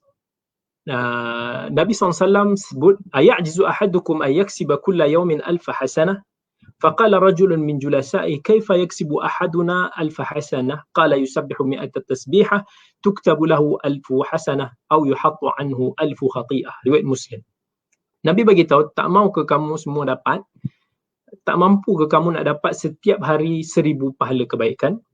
So orang tu bagi tahu, macam mana kami nak dapat 1,000 pahala kebaikan? Nabi SAW sebut, tasbih 100 kali, maka kamu akan dapat 1,000 pahala kebaikan, dan akan dalam riwayat Muslim ataupun akan dipadamkan 10 atau 1,000 kesalahan. Dalam riwayat yang lain ada sebut dua-dua, ditulis 100 kebaikan dan dipadamkan 100 kesalahan. Berapa kebaikan dan kesalahan yang boleh kita dapat atau dipadamkan dalam tempoh 1 bulan? Ini senanglah. Kalau satu hari kita tasbih subhanallah subhanallah subhanallah 100 kali, ditulis 100 pahala, dipadamkan 100 kesalahan, sebulan bersamaan dengan 30,000 kali 30 hari, sama dengan sebulan lebih kurang 30,000 pahala yang kita dapat, dan kita dihapuskan 30,000 dosa kesalahan kita. Okay, yang ni interesting. Iaitu soalan yang ke-13. Hadis Abu Bakar As-Siddiq radhiyallahu an, Nabi sallallahu alaihi wasallam sebut, "U'titu 70,000 yadkhuluna al-jannati bighairi hisabin wujuhuhum kal-qamri lailatal badr wa qulubuhum ala qalbi rajulin wahid fastazadtu rabbi azza wa jalla fazadani ma'a kulli 1,000 aw wahidin 70,000." Hadis riwayat Ahmad, yang mana asal dia ada dalam hadis riwayat Ibn Abbas dalam Sahih Al-Bukhari dan Muslim. Nabi SAW sebut, nanti dekat akhirat nanti akan ada 70,000 orang yang akan masuk ke syurga tanpa hisab, tanpa perhitungan. Tak tak ada judgement. Wajah mereka umpama Lailatul Badr, umpama bulan purnama. Okay, hati mereka ni satu. Nabi minta, Masya Allah, selama ni kita tahu 70,000 orang kan. Nabi minta tambah lagi, ya Allah. Tambah lagi lebih daripada 70,000 orang tersebut, mereka yang boleh masuk syurga tanpa hisab. Dalam riwayat, dia ada perbezaan riwayat, ada yang sebut, fazadani ma'a kulli alfin sab'ina alfa.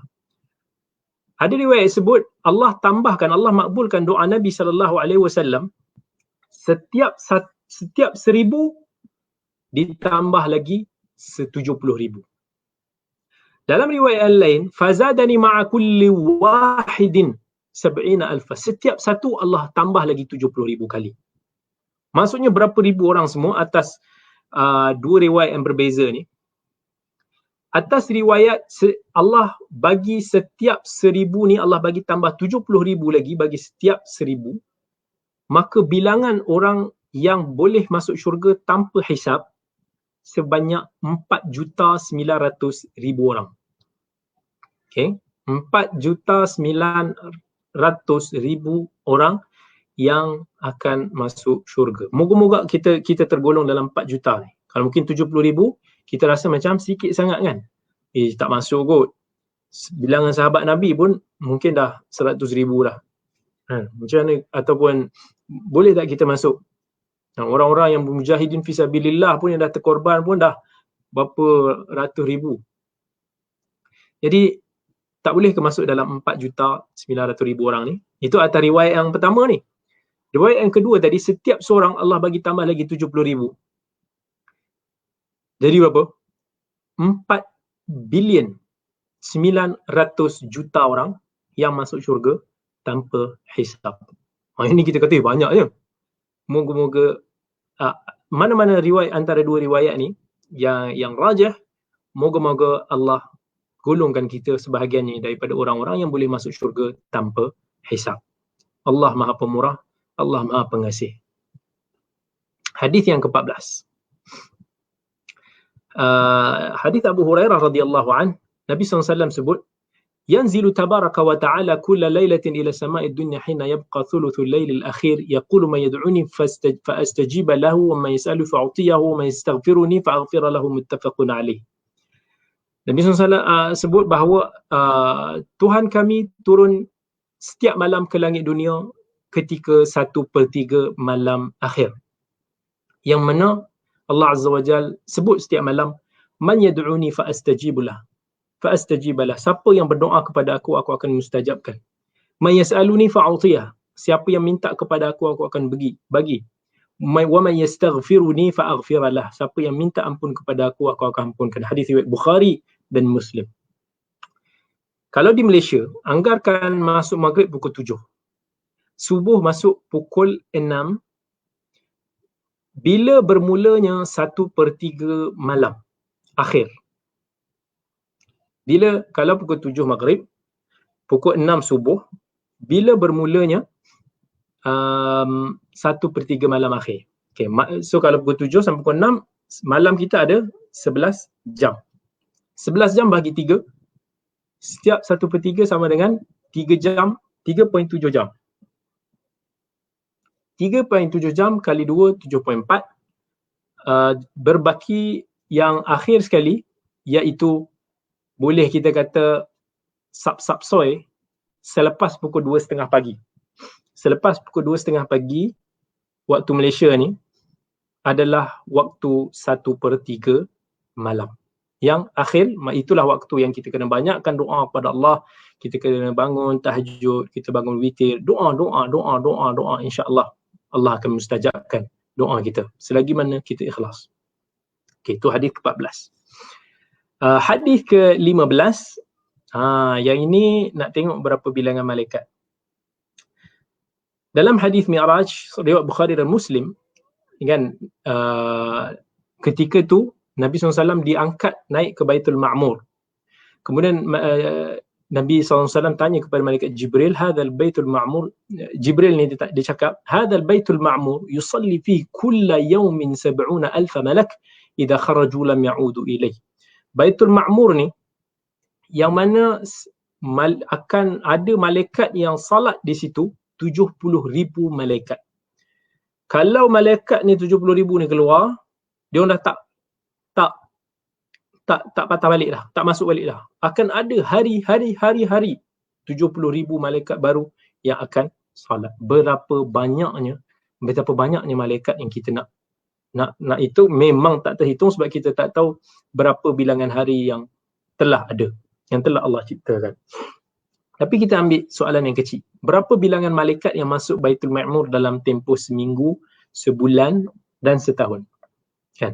Kalau 70,000 satu hari, kali 7 hari, untuk seminggu, 490,000 malaikat yang masuk ke dalam Baitul Ma'mur. 70,000 kali 30 hari sebulan, 2,100,000 malaikat yang masuk. 70,000 kali 360 hari setahun, bersamaan 25,200,000. Maksudnya kalau setahun ada 25,200,000 malaikat yang masuk solat di Baitul Ma'mur berdasarkan kepada hadis riwayat Bukhari tadi, iaitu daripada malaikat Jibril alaihi assalam. Ramai kan? Itu bilangan yang sebenar, yang malaikat yang mentadbir, yang ada tugas-tugas mereka ni sendiri, dan alam yang begitu luas ini, Allahu Ta'ala a'lam betapa ramainya malaikat yang telah Allah ciptakan.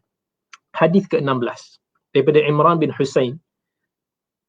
Seorang lelaki datang bertemu dengan Nabi SAW. Dia bagi salam, Assalamualaikum. Nabi SAW jawab, kemudian Nabi SAW duduk. Dan Nabi bagi tahu 10. Dia dapat 10 pahala. Sebab dia cakap Assalamualaikum. Datang lelaki lain, dia cakap Assalamualaikum warahmatullah. Better. Nabi jawab, dan kemudian Nabi jawab 20. Dia dapat 20. Tadi 10. Datang lelaki yang lain, dia bagi salam komplit. Assalamualaikum warahmatullahi wabarakatuh. Nabi jawab dan Nabi kata kat dia 30. Riwayat Ahmad, Abu Dawud dan Tirmidhi. Baik. Soalan dia, yang kita dah tahu soalan dia, salam yang Assalamualaikum yang pendek dapat 10.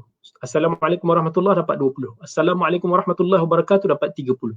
Kalau seseorang itu bagi salam sehari 40 kali, dia jumpa 40 orang, Assalamualaikum warahmatullahi wabarakatuh. Okay, katakanlah, sebagai contoh, sehari itu dia bagi 40 kali salam, 20 daripada separuh, maksudnya 20 daripada salam tersebut dia cakap Assalamualaikum warahmatullahi, dan separuh lagi disebut penuh Assalamualaikum warahmatullahi wabarakatuh. Berapa jumlah pahala yang dia dapat? Ni senanglah. 20 kali salam kali dengan 20 kali salam yang dapat 20 pahala, iaitu Assalamualaikum warahmatullahi yang tengah-tengah, kali dengan 20 pahala dapat 400 kebaikan. 20 kali salam yang komplit, Assalamualaikum warahmatullahi wabarakatuh, dapat 30 pahala, kali dengan 20,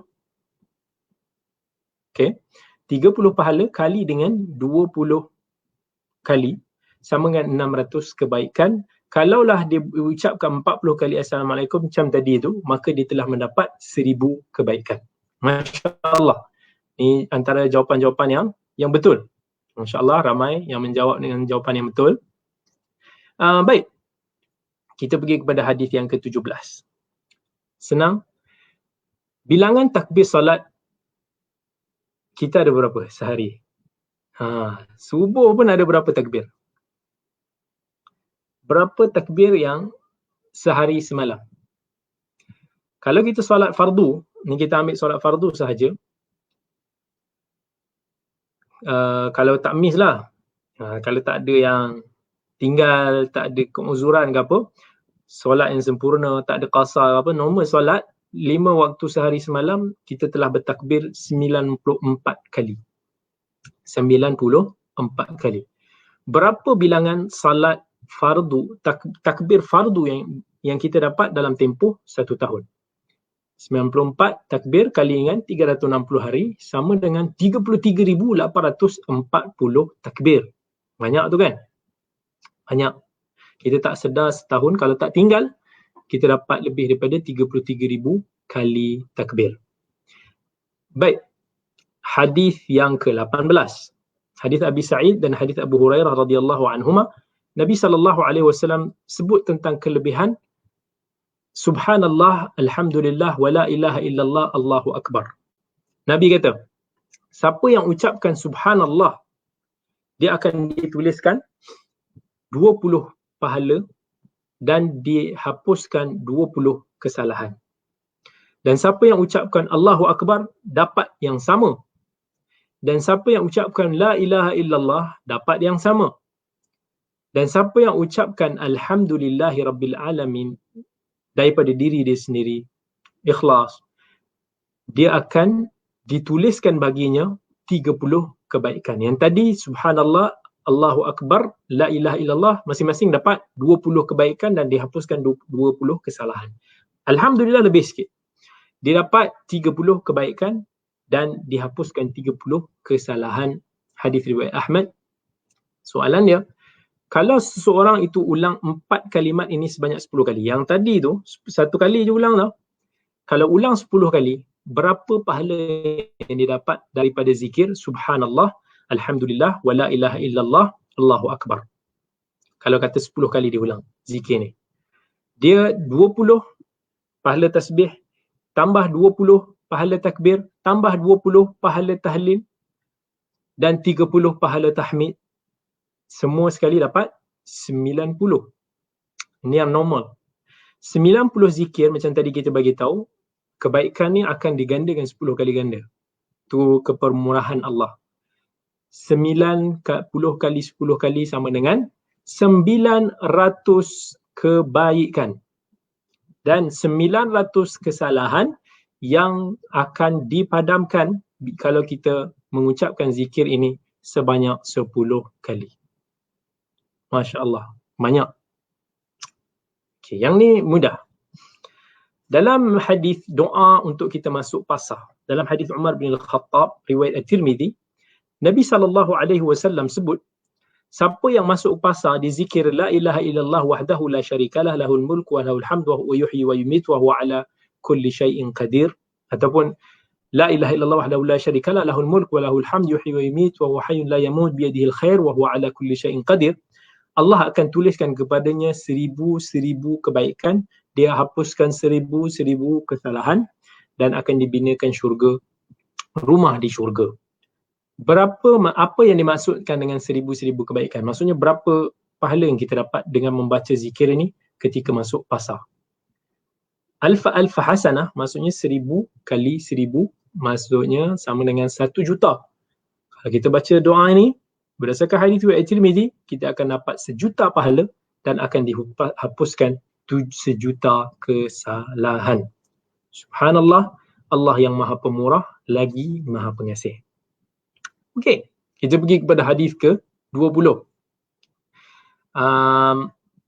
Dalam hadis Abu Hurairah, Nabi SAW sebut, man tatahhara fi baitihi, siapa yang membersihkan dirinya di rumah, kemudian dia berjalan ke masjid untuk nak menunaikan salat fardu, maka setiap daripada langkahnya itu akan menghapuskan 1 langkah, menghapuskan kesalahan, dan 1 langkah lagi mengangkat darajat dia, kedudukan dia.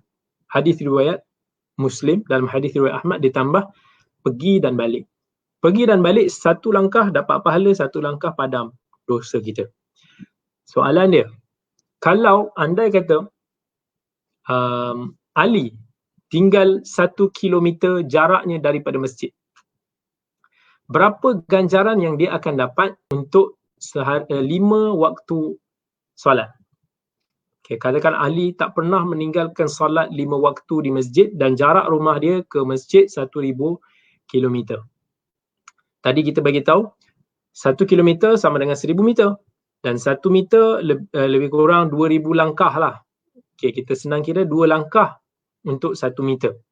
Jadi 2 langkah kali 1000 meter, kita akan dapat 2000 dah. Maksudnya 2000 ganjaran. 2000 ganjaran kali dengan 5 waktu salat sama dengan 10,000 ganjaran dah. 10,000 ganjaran kita kali 2 pergi dan balik, kita dapat 20,000 pahala dan 20,000 kesalahan kita yang dipadamkan. Masya Allah. Itu apa yang Nabi SAW sebutkan dalam hadis. Tapi kita ada satu soalan yang baik.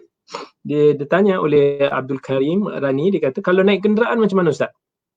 Okay, asasnya adalah untuk nak menggalakkan supaya pergi ke masjid. Tapi dalam hadis Nabi SAW, dia ada differencekan antara orang yang naik kenderaan dengan orang yang berjalan kaki. Ketika mana dulu ada sahabat Nabi SAW yang mengeluh, yang dia datang nak pergi ke masjid tu jauh. Rumah dia nak pergi ke masjid jauh nak datang.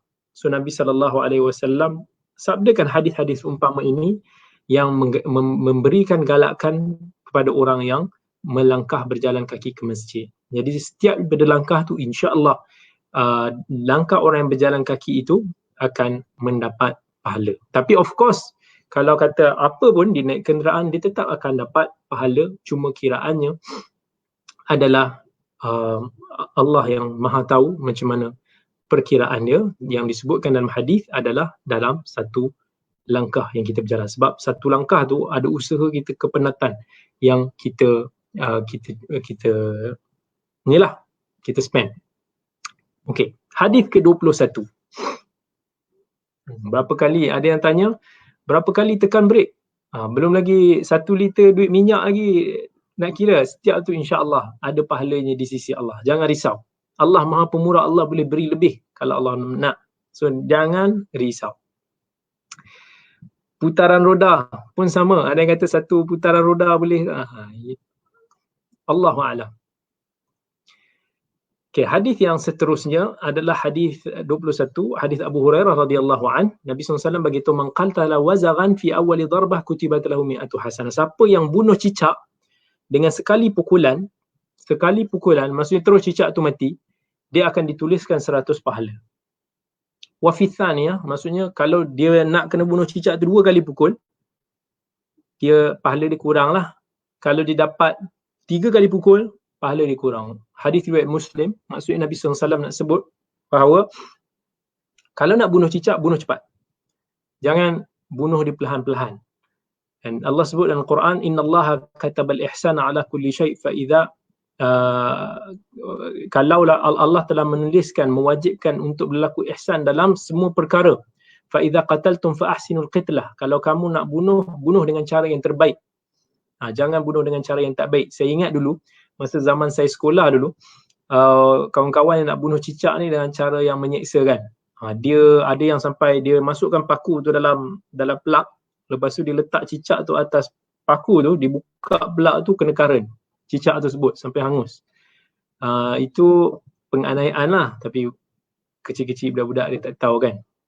Ada juga yang maksudnya biar dia sekali mati, terus pam. Jangan seksa-seksa apa binatang sekalipun. Mungkin ada orang tanya macam mana, apa hukum bunuh cicak lah, bunuh tikus dengan melemaskan lah, apa ini semua termasuk. Maksudnya kalau kita nak bunuh dengan cara yang terbaik sekali, dan mungkin ni antara cadangan yang terbaik sekali, iaitu dia kata tembak saja. Masya Allah. Okey, ada yang ikat cicak dekat roket. Saya ingat ada pernah dibuat dulu. Zaman sekolah dulu dia ikat cicak tu dekat mercun. Lepas tu dia fire, meletup agaknya. Mati cicak tu sekali. Tak jumpa dah jasad dia. Okey. Jadi mungkin ada orang yang bertanya, ini soalan seterusnya, kalau bunuh cicak baling kuat kat lantai, boleh ke Ustaz? Kalau tangan kita cukup kuat sampai cicak tu mati, mungkin dia akan kira satu pukulan. Tapi kalau kita baling pun, baru nak baling tu, pegang belum lagi dah geli. Baling pun tengok cicak tu steady je melekat. Tak, dia pun lari. Itu tak berkesan lah. So, terpulang. Okey, mungkin ada yang bertanya tentang kenapa kita nak bunuh cicak. Dalam hadis riwayat Muslim, Nabi SAW sebut cicak ini dipanggil sebagai fuaisiq. Fuaisiq ni maksud dia adalah binatang-binatang yang membawa mudarat kepada kita. yang membawa mudarat kepada kita. Sebab itulah Nabi SAW dalam hadis yang lain, dia ada sebut 5 jenis binatang yang boleh dibunuh ketika mana kita dalam keadaan muhrim ataupun dalam keadaan halal ketika mana kita sedang melakukan haji. Itu binatang tersebut tak dimasuk dalam larangan, dan termasuklah semua binatang yang boleh membawa kemudaratan kepada kita. Bukan maksudnya, sebab ada orang dikata, bila orang tanya kenapa kita kena bunuh cicak, jadi dia sebut dia ada sebut satu hadis, antaranya dia kata kana yanfukhu ala Ibrahim alaihissalam.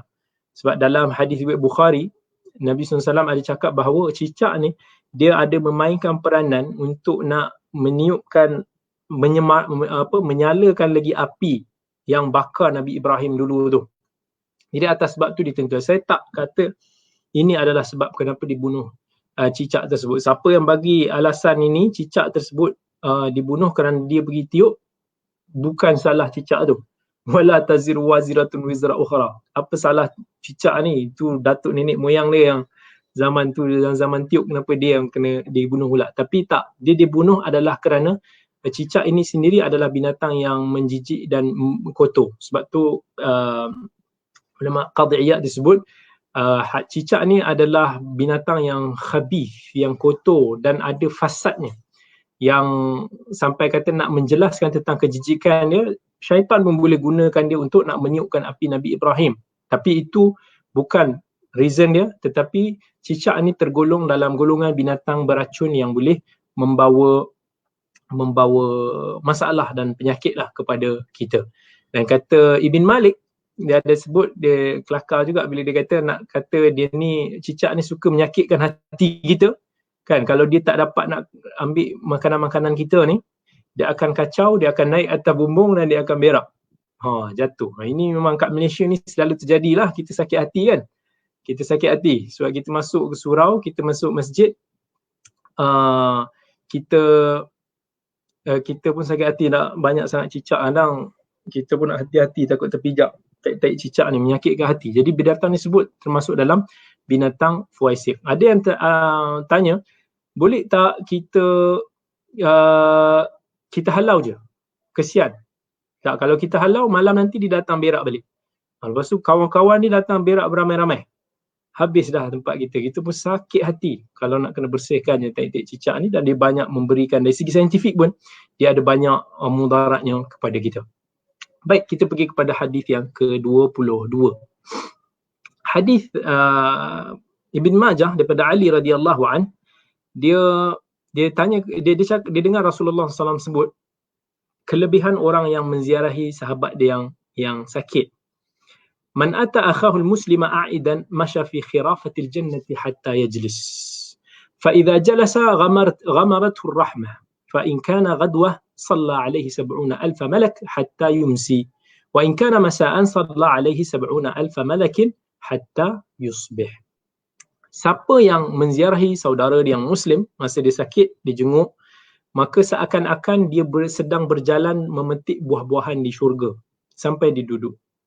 Apabila dia duduk, maka rahmat Allah akan meliputi dia. Bila dia melakukannya di pagi hari, di ziarah di pagi hari, maka 70,000 malaikat akan berselawat kepadanya sampai petang. Bila malaikat berselawat ni, maksudnya malaikat mendoakan kerahmatan, mendoakan pengampunan bagi kita.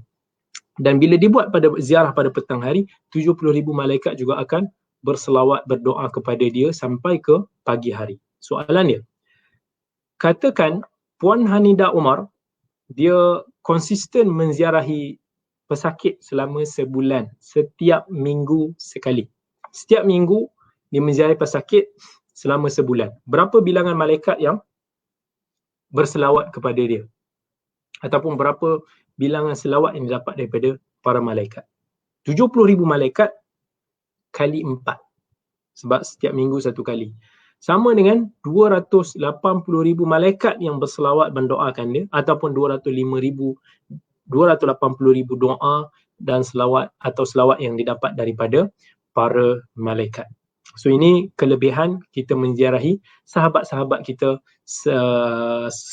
keluarga-keluarga kita, siapa-siapa saudara seagama kita yang sedang sakit. InsyaAllah ni semua sunnah-sunnah yang kita boleh amalkan.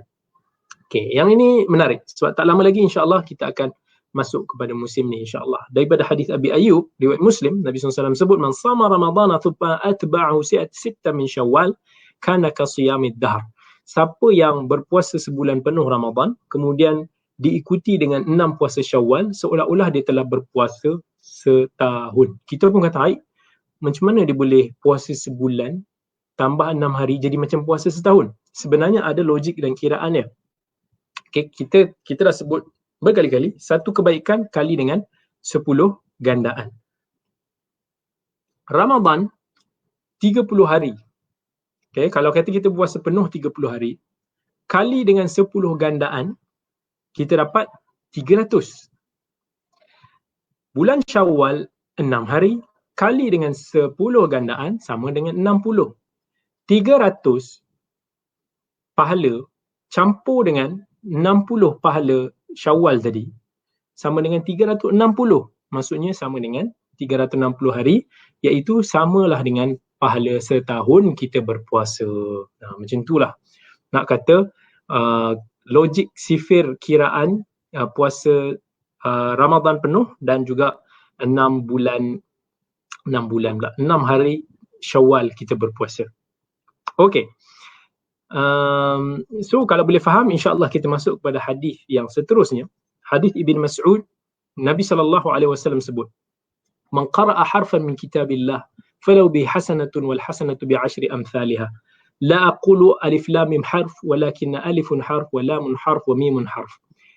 Nabi SAW sebut dalam hadis Ibn Mas'ud, siapa yang membaca satu huruf daripada Al-Quran, maka dia akan mendapat satu kebaikan. Satu pahala kebaikan digandakan dengan 10. Itu kaedah. Nabi kata, aku tak cakap alif lam mim tu satu kalimah tu satu huruf. Tapi alif satu huruf, lam satu huruf, fa satu huruf. Maksudnya alif lam mim ada 3 huruf akan dapat 30 pahala. Okey, sekarang kita tanya. Kalau baca surah Al-Ikhlas, berapa ganjaran kita boleh dapat? Mula siapa yang hafal surah Ikhlas, kira ada berapa huruf ikut huruf-huruf Mushaf Uthmani ni. Kalau tak salah saya, surah Al-Ikhlas ada 47 huruf. 47 huruf. Maksudnya kalau kita baca surah Al-Ikhlas, kita akan dapat kali dengan 10 pahala berapa? Satu surah Al-Ikhlas kita dapat 470 hasanah. Kita dapat 470 pahala kebaikan. Okey. Ada yang tanya 1/3 Al-Quran? Ya, ada hadis. Maksudnya siapa yang membaca Al-Ikhlas ni, dia dapat pahala seolah 1/3 Al-Quran. Okey.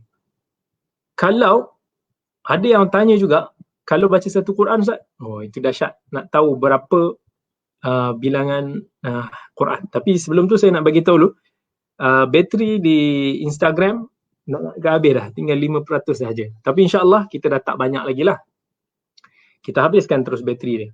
Okey, satu Quran ada berapa huruf? Ni berbezalah. Kalau kita anggap secara purata, satu muka surat ada 15 baris. Dan kalau puratanya lebih kurang satu baris ada 32 huruf.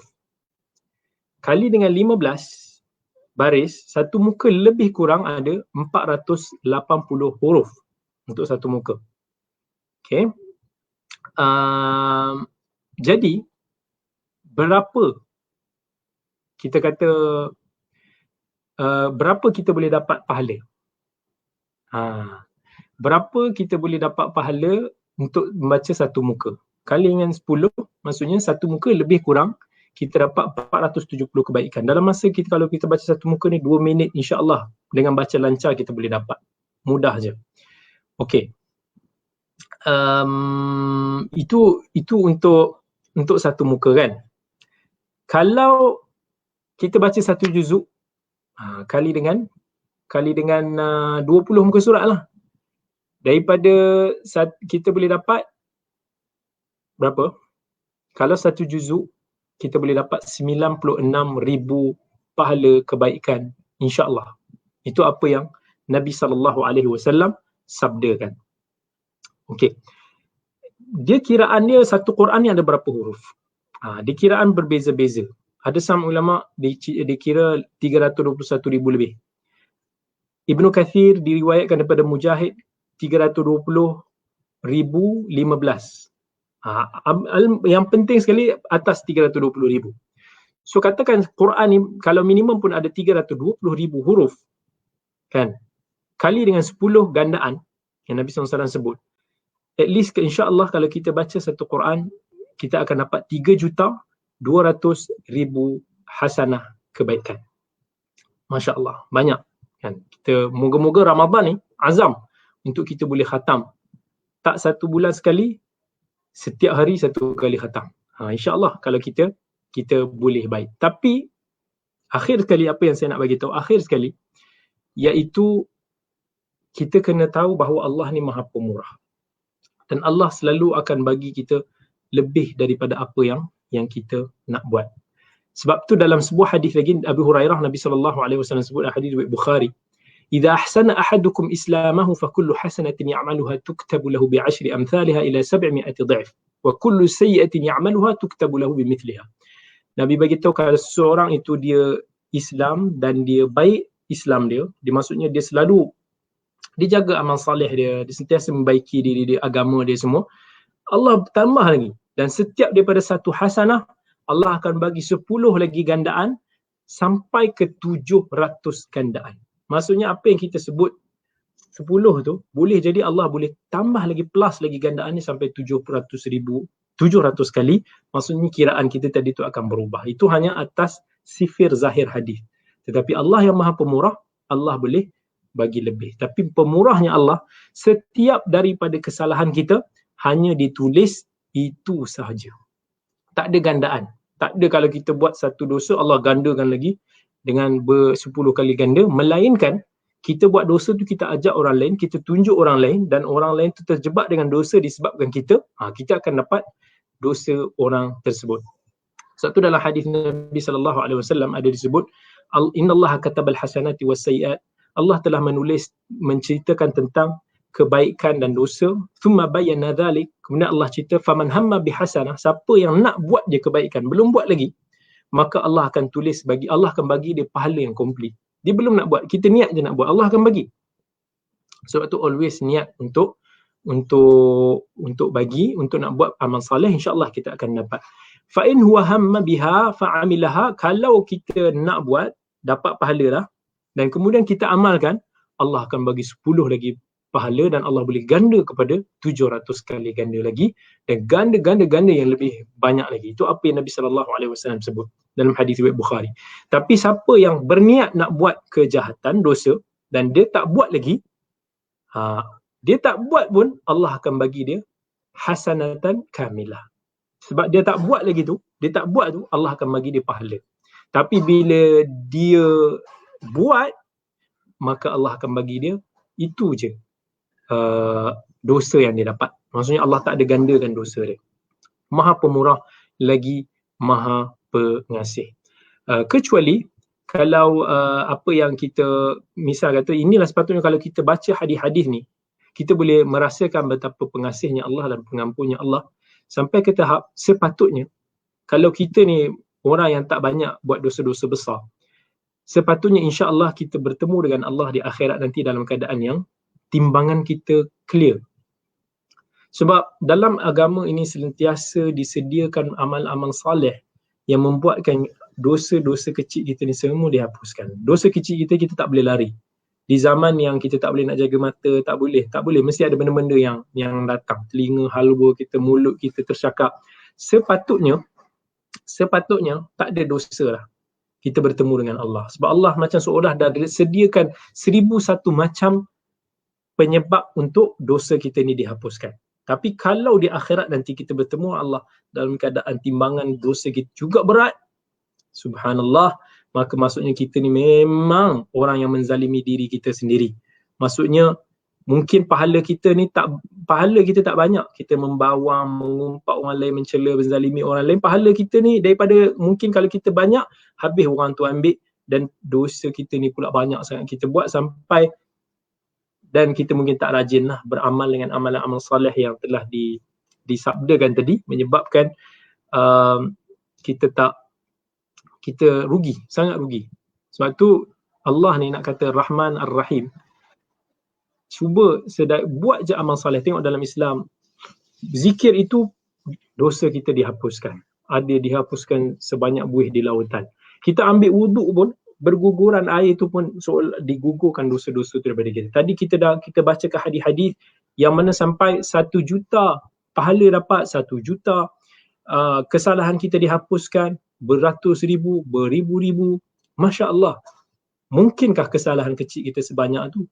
Sepatutnya kita bertemu Allah dalam keadaan yang bersih. Kalau kita betul-betul banyak melazimi zikir, amalan-amalan sunat semua ni, dan buat baik, insya-Allah. Moga-moga Allah Azza wa Jal akan kurniakan kepada kita amal saleh yang membuatkan insya-Allah dosa-dosa yang kita tak sengajakan ini boleh dihapuskan, insya-Allah. Itulah apa yang kita harapkan. Jangan ambil mudah, jangan ambil mudah kira kata pahala-pahala yang kecil ini, sebab amalan-amalan kecil inilah yang boleh menyebabkan insya-Allah dosa-dosa kita diampunkan. Jadi sekadar itu sahaja perkongsian kita pada malam ini. Moga-moga insya-Allah perkongsian kita pada malam ini memberi manfaat kepada kita semua. Ingat, tujuan apa yang telah saya sebut, apa yang kita sebut tentang pahala ini, apa yang Nabi SAW sabdakan kepada kita daripada hadis yang sahih. Bukannya kita nak berkira-kira dengan Allah dalam membuat amalan, tetapi kiraan ini adalah satu galakan dan motivasi untuk kita beramal. Dan sebab itulah Nabi SAW ceritakan kepada kita ganjaran ini.